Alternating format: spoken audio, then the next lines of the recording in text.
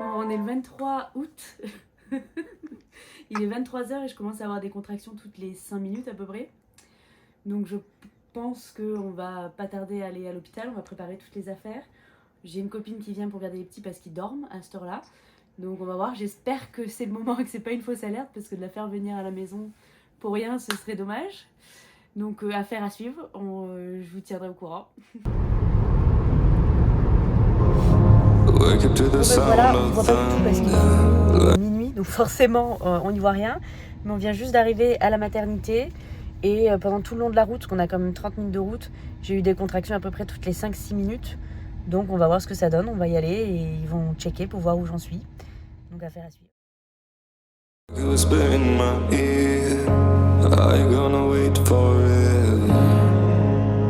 Bon bah grosse déception, on rentre à la maison, malgré les contractions toutes les 5 minutes, c'est pas suffisant, le travail n'a pas encore commencé comme il faut, et comme je pense qu'ils sont complètement remplis et sous l'eau, parce que ça avait l'air de prendre trop de temps, alors que d'habitude on était pris en charge assez rapidement pour les autres fois, donc du coup ben on rentre et on va voir ce que ça donne. Mais je pense que ce sera pour dans la journée quoi. J'espère qu'on va pouvoir dormir un petit peu et puis je vous tiendrai au courant de la suite. Bon, bah on est le 30 août et toujours pas de bébé, donc c'était vraiment du faux travail à fond, donc un faux espoir plus parce qu'elle est pas du tout là. Et donc ça fait déjà une bonne grosse semaine et on attend toujours, mais je sens qu'elle pousse à fond vers le bas, donc je fais pas mal d'étirements, de ballons tous les jours pour essayer de la faire descendre. Et au final j'étais un peu pressée parce qu'elle m'a donné un faux espoir, j'étais prête à la rencontrer, mais voilà, j'ai décidé de ralentir un petit peu et de laisser le temps au temps. Je suis à 39 semaines d'aménorrhée, donc voilà, j'ai encore un petit peu de temps avant qu'elle arrive. Elle n'est pas encore complètement en retard, mais voilà, j'ai décidé de profiter de ces derniers moments et de voir qu'elle arrive quand elle a envie d'arriver. Hein. Mais je pense que c'est quand même pour bientôt parce que je la sens très basse. Donc voilà, je vous tiendrai au courant de l'accouchement quand il sera là, pour de bon. Recoucou, je suis, ça y est, à mon terme, donc à mon terme américain. Donc ici, c'est 40 semaines de grossesse et pas 41. Mais il me laisse quand même jusqu'à 41 avant de parler de déclenchement si jamais, si jamais ça vient pas. Hier, j'avais donc mon rendez-vous, tout va très bien, la petite a de la place, elle a suffisamment de liquide, enfin tout est très bon. J'ai demandé du coup le décollement des membranes pour essayer d'accélérer un peu le travail en espérant que ça déclenche l'accouchement. Je marche, voilà, avec mon gros bidou sur mon tapis pour essayer de voir si ça déclenche des contractions ou s'il y a quelque chose qui se passe. Parce que là, on est en mode, on veut accoucher. Bon, il est 8h30 à peu près et je viens de perdre le bouchon muqueux, donc j'espère que c'est un signe que ça va commencer. Je vous tiens au courant si ça arrive dans la nuit ou demain. On croise les doigts.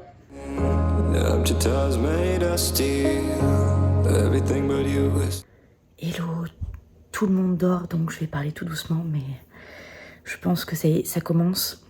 J'ai des contractions toutes les 7-8 minutes, mais vraiment très douloureuses. Donc j'arrive pas à dormir, il est minuit là. Impossible de dormir parce que toutes les contractions me réveillent de toute façon. J'ai dû dormir une petite heure. Donc je gère dans le salon, je suis sur mon ballon. Je vais gérer au maximum ici et quand vraiment ça se rapprochera, je réveillerai mon mari et puis on ira à la maternité. Bon, il est 6h du matin, le 8 septembre. Je crois qu'on est le 8 septembre, je sais même plus. Ça y est, après toute une nuit de contractions, là, elles deviennent vraiment trop douloureuses. Donc, ma copine est arrivée pour garder les petits. On part là, on va à la maternité et on va voir où on en est parce que je tiens plus. Bon, nous voilà installés. J'ai ce petit truc, la perf, et j'ai chuchoté parce qu'ils m'ont mis du fentanyl pour m'aider à gérer la douleur, parce que je voudrais essayer sans péridurale, donc on va voir ce que ça donne. Bon, je suis ouverte qu'à un bon 4, donc là on était un petit peu déçus que ce soit si peu, mais ça peut aller vite, donc voilà, au moins on est là, on est installé, et puis la nuit est passée, donc on est plus en forme, donc on va voir ce que ça donne. Là j'attends le docteur, j'ai eu juste les sages-femmes qui va me faire une échographie pour voir si tout va bien, et puis c'est parti, hein. I see your light, take me away from me, beyond the silent street. partir de là, je vais vous raconter comme ça en face caméra parce que c'est là où on a perdu un petit peu le contrôle et où tout s'est très très vite enchaîné. Donc on n'a pas du tout pensé à filmer la suite. Mais en gros, j'ai pris mon petit déjeuner et les douleurs de contraction se sont vraiment accentuées mais surtout rapprochées. Donc là, j'ai demandé ma deuxième dose de fentanyl, donc l'antidouleur. J'avais le droit à 3 doses espacées d'1 heure à chaque fois. Donc là, ça faisait 1 heure que j'avais eu la première dose, donc j'ai demandé la deuxième, qui m'a un petit peu aidée, mais au final ça s'accélérait tellement que ça n'a pas été non plus miraculeux. C'est là où j'ai commencé en fait à changer de position. Je me suis mise donc sur le lit d'accouchement, sur les genoux, donc à l'envers en fait sur les genoux et les mains en fait sur le dossier du lit qui était relevé. Et mon mari me massait à fond le bas du dos pour m'aider à gérer chaque contraction. J'ai commencé à prendre des huiles essentielles aussi, à respirer pour m'aider à me concentrer sur autre chose. Mais vraiment, la douleur a commencé à être très très difficile et surtout très très rapprochée. La dernière chose que je me souviens vraiment, parce qu'après c'est un petit peu flou, c'est de vouloir aller aux toilettes. Donc je suis allée aux toilettes, mon mari m'a aidée parce que toute seule j'en étais même pas capable. Et c'est à partir de là où j'ai dit j'en peux plus. En fait chaque contraction était vraiment trop douloureuse. Je sentais que je n'arrivais plus à gérer. Et sur le coup je pensais que c'était juste moi qui n'arrivais plus à gérer les contractions et la douleur. Donc j'étais un petit peu déçue de moi. Et en fait ce que je ne savais pas c'est que c'était bien plus que ça. C'est-à-dire que le travail était vraiment commencé et je pense que j'étais dans la phase un petit peu de désespérance ou je sais plus exactement comment on appelle ça. C'est vraiment la phase où t'en peux plus, tu crois que c'est la fin du monde et au final il faut juste passer cette phase et après l'accouchement en fait arrive dans les minutes qui suivent. Bref, donc à ce moment-là, je sors des toilettes et je suis au bout de ma vie et je dis à mon mari, je veux la péridurale parce que là, j'en peux plus. J'arrivais plus à supporter les contractions.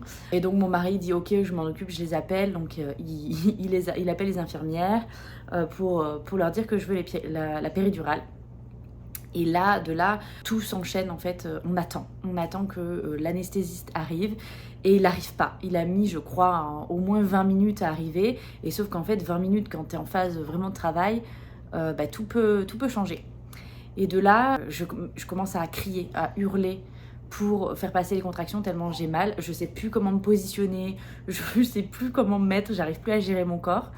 Et là, il y a l'anesthésiste qui arrive. Et il me demande, enfin il y a plein de gens qui arrivent dans la salle, mais ça reste encore un peu confus pour moi.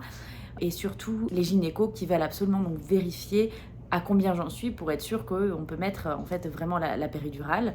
Donc là, il me demande de me mettre sur le côté, vraiment sur le côté pour pouvoir vérifier mon col parce que je suis incapable de me mettre sur le dos. Le dos, c'est une position que je ne supporte pas. Donc j'essaye tant bien que mal de me mettre sur le côté, mais je suis en vraie souffrance. Et donc la première fois, elle vérifie, elle me dit que je suis ouverte à 8, donc je suis vraiment à la fin. Et le temps en fait qu'on m'installe, parce que pour mettre la péridurale, il faut s'asseoir vraiment au fond du lit et courber le dos pour qu'il puisse vraiment piquer au bon endroit. Donc là, ils essayent de me mettre dans cette position-là, mais chaque contraction, en fait, je hurle. Et en fait, la position assise, je ne la supporte pas du tout. J'arrive pas à me mettre dans la position qui me demande.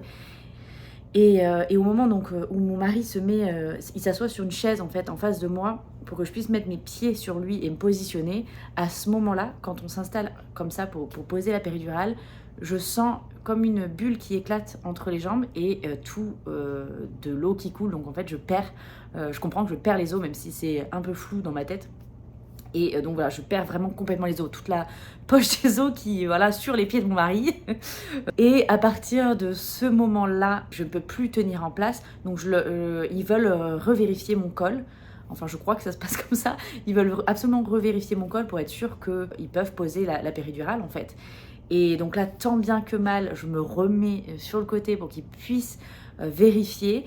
Et au final, je suis ouverte à 10. Donc en fait, le temps que que l'anesthésiste arrive, qu'ils installent tout ça, que je me positionne et que je perde les os, etc., je suis passée de 8 à 10 en quelques minutes, enfin entre 15 minutes peut-être, c'est allé très très vite. Je suis pas consciente en fait du temps parce que ça s'est vraiment passé les contractions étaient tellement douloureuses, j'étais tellement en train de hurler dans la pièce et puis il y avait tellement de gens autour qui me disaient des choses que moi je comprenais même plus, que du coup ils n'ont pas pu poser la péridurale parce que j'étais ouverte en fait à 10, j'étais en train d'accoucher tout simplement. Donc Là, heureusement, il y a une des infirmières sages-femmes qui m'a sauvé la vie, qui m'a dit mets-toi à quatre pattes, t'es en train d'accoucher. Et c'est elle qui m'a remis un petit peu les idées en place et qui m'a dit oh enfin je vais accoucher, enfin quelqu'un qui me dit quelque chose de bien, parce que me mettre sur le côté pour qu'il puisse regarder mon col, je détestais ça, j'avais pas du tout envie, je voulais juste qu'on me laisse tranquille. À ce moment-là, j'étais tellement dans mon truc que je voulais plus entendre les directions que me disaient les gynécos ou je ne sais trop qui en fait, parce que j'ai aucune idée de qui il y a dans la pièce à ce moment-là, tellement je suis ailleurs. Et donc là, je me mets à quatre pattes et je crois qu'on me dit que la tête est là en fait et que je dois pousser. Et là, j'écoute plus du tout ce qu'on me dit, je me reconcentre sur mon corps et jure, mais vraiment, je crois que j'ai réveillé tout l'hôpital, je jure à chaque contraction et je laisse par contre mon corps me guider. Moi, ma tête, là à ce moment-là, ma tête, elle est plus là. Il y a plus d'Alice, il n'y a plus rien, c'est juste mon corps qui fait. Et donc, je jure à chaque contraction. Et je pousse naturellement, enfin je laisse mon corps pousser en fait. Moi je suis plus capable de le diriger. Et donc mon corps il pousse. Et en fait je sens en fait ce qu'on appelle le cercle de feu, où ça brûle vraiment au moment où la tête passe. Donc je sens la tête qui passe. Et une fois que la tête est passée et les épaules sont passées, il y a vraiment tout le bébé qui sort. Et accoucher à quatre pattes c'est vraiment magique, parce qu'il sort vraiment en fait en dessous de toi. Et tu le récupères et puis elle était là en fait dans mes bras en quelques secondes, je sais pas, j'ai dû pousser 3 fois, j'en sais rien. Et là, pareil, tout s'enchaîne, donc je la récupère, ils me la mettent dans les bras, je me retourne, je me mets cette fois vraiment sur le dos, et je dirais peut-être 3-4 minutes après, je ressens mon corps qui veut pousser, et là je comprends que c'est le placenta qui va sortir. Et ça s'est allé très très vite, mon corps a poussé peut-être 2 fois, et le placenta est sorti, enfin tout s'est vraiment très très bien déroulé finalement, mais dans les hurlements, à chaque fois je hurlais. Et là les médecins donc l'anesthésie c'était parti bien sûr, puisqu'il ne servait absolument à rien, puisqu'il n'a pas pu me mettre la péridurale. Et là tout allait bien, la petite était là, ils me l'ont essuyée, on a fait du pot à pot directement, on a pu la mettre, enfin j'ai pu la mettre au sein, vraiment tout s'est très très bien passé à partir de là. Ils ont vérifié que j'avais pas d'hémorragie, que tout était bien sûr à ce niveau-là, et j'avais pas de déchirure, j'avais une toute petite mais qui nécessitait pas de point. Ils me disaient ça peut guérir tout seul, donc autant ne pas y toucher, donc ça c'était vraiment top. Et voilà, ma petite était là et j'ai appris qu'elle faisait presque 4 kilos, donc un beau bébé. Et j'étais complètement sous le choc de l'accouchement, mais qui au final était ouf. Voilà l'accouchement, comment ça s'est passé. Il est 19h40, j'ai commandé mon repas du soir, mon mari est parti récupérer les petits vers 4h, il est parti, on est resté se reposer ensemble et qu'il profite un petit peu de la petite avant d'aller récupérer les 2 grands. Donc là je suis toute seule pour la nuit. Heureusement ici c'est top, les infirmières viennent souvent, elles nous aident si on a besoin. Comme ça il peut rester avec les petits et passer une bonne nuit. Et le demain on aura la rencontre avec les 2 grands et notre petite qui est juste là. Donc voilà, c'était un accouchement de fou. C'était intense. Voilà, j'espère que ma vidéo va pas vous faire peur. Mais en tout cas, waouh, je suis encore un peu chamboulée de cet accouchement, mais très fière, très contente d'avoir survécu jusqu'au bout.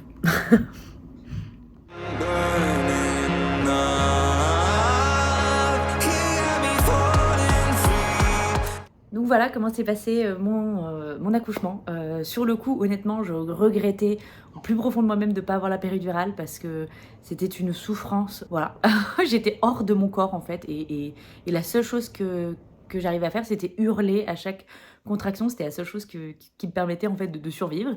Mais aujourd'hui, avec du recul, j'ai envie de absolument rien changer, et je suis trop contente au final que c'était trop tard pour la péridurale, parce que sinon j'aurais pas vécu ça, et je le regrette absolument pas. Donc voilà, j'espère que cette vidéo vous a plu. En tout cas, ça annonce mon retour sur YouTube, et j'ai hâte de vous raconter la suite de cette nouvelle vie à 3 avec notre petite fille après 2 garçons. Donc je vous dis à très bientôt dans une nouvelle vidéo où je vous parlerai de mon postpartum et de cette nouvelle vie de famille.